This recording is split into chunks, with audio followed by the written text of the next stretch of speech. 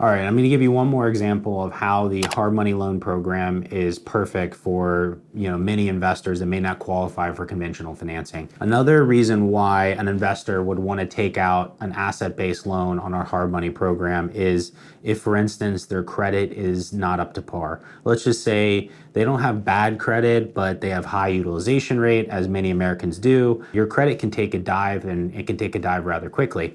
So the great thing about our hard money product is we focus on the loan to value of the property, and we can overlook things such as credit and income from the borrower. So even if the credit score is, say, 550, we can finance 60 to 65% of the value of the property.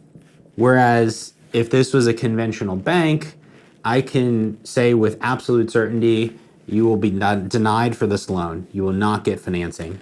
We can offer a path forward to closing a business purpose or investment property with a asset-based hard money loan, which we can overlook credit, or we can overlook, income. Say you're a foreign national, you don't have tax returns filed in the US, no problem. We can overlook that. Whereas you wouldn't qualify with a bank, we can provide you the financing using this product.